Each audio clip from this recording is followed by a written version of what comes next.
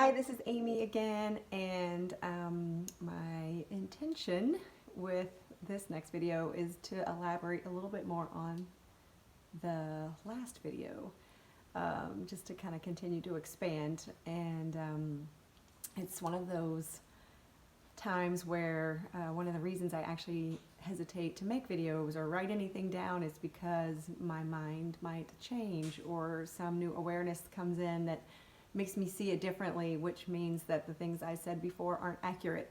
It's a weird thing about myself that I constantly need to be like accurate or full of like in integrity. But again, as humans, we are kind of messy and we're always learning and expanding. So the need to be perfect is apparently a Virgo aspect of a past life where I had a past life, yes, perhaps. So that connects with my astrology a little bit.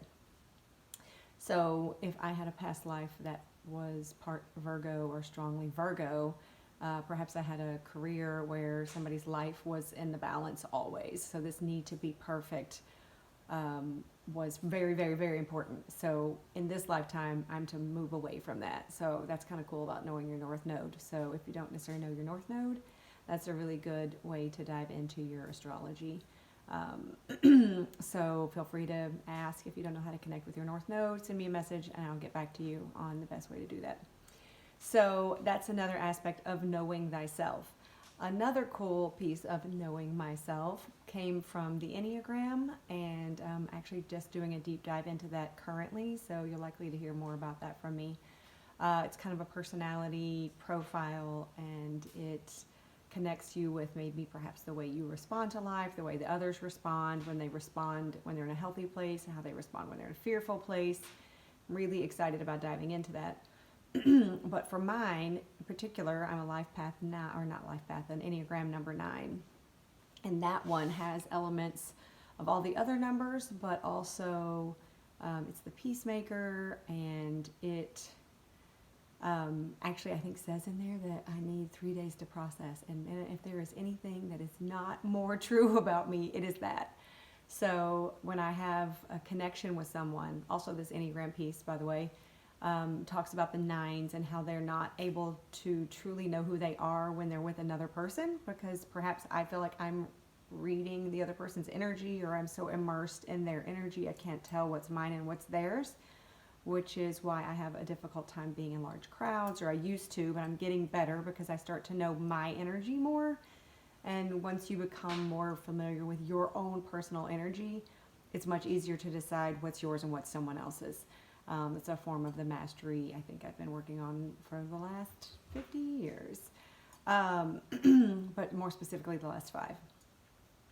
So again, taking all that into account, part of the Know Thyself platform of that, it just really helps me understand the way I process, and so I can communicate to other people how I work best. And in this case, I need 3 days to process information. So if I'm having a discussion with you and I usually will take it all in, I don't respond instantly or react. I really am not a big reaction kind of person. If that happens, it's unusual. So I will need to take back with me the conversation, and I will freaking process every stinking ounce, every stinking word, until I get to the really core of what happened. And then I will likely want to revisit it in 3 days, because now I've processed it, I've come to some deep clarity about it, which is part of my astrology also, by the way. The Gemini is super curious about all things, but there's a facet of it that's connected to Sagittarius that wants me to get to the highest truth. So this is why I don't like to react, because I like to respond from a place of truly coming from where I'm coming from my emotional state, not necessarily my ego or some reaction to the past or whatever. So it's a weird thing that I do that, I usually go back in 3 days, and most people are like, what are you talking about? I'm done with this. Like, why are you still talking about it? So that's the fun piece of that, because anyway, so it's a really interesting facet about myself. So when I decided to do these videos, it's kind of funny because now I have an out, because I can do a video and then watch the video, and then next time I do another video, I can be like, okay, well, this is what I said, but I'd like to tweak that a little bit. And 3 days later, so you're likely going to start seeing these every 3 days, hopefully. And anyway, so all of these things per se about myself, I a lot of times thought they were a perceived flaw, and they're really actually a superpower. So I would go back, I suppose, and tell myself that anytime something pops up that looks negative, or it looks like a flaw or like something else, try to look at it differently. It's like, how could I, or how would I utilize that to expand myself, to expand my consciousness, to make my relationships better. Even knowing it about yourself is enough to say, hey, I do this pretty often, and I don't necessarily understand it, but if you're going to be hanging out with me, this is what you can expect. How do you do it? You know, and also as a Gemini, huge into communication. Usually I use a lot of words, if you can't tell already. And I've noticed other people are able to condense my words into something a little bit more potent. But for me, apparently there's some magic in the use of my words. And perhaps it's about being human. And in the spirit world, we don't get to play with all these words. So as a human, I get to actually utilize these words. So that also goes into one of those fun categories for me of the science piece of things. Also, there's vibration and frequency in the words I use and the thoughts that I have and all that good stuff. So it's a lovely combination of things that I uniquely bring to the table.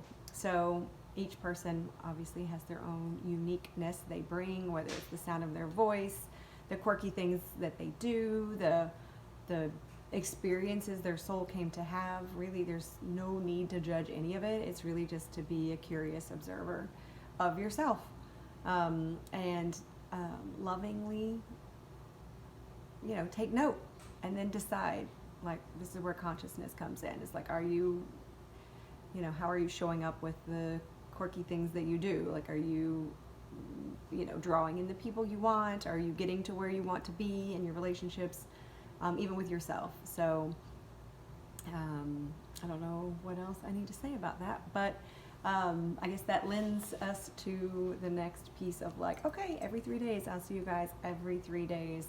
So I will rewatch my video and then possibly take note of it, and if not, I'll have a new nugget. But that's the way I roll. So thanks again for watching, and if you have questions about how to connect with astrology in some way, I have got lots of people and lots of links that I can share. So just send me a note. Okay, bye.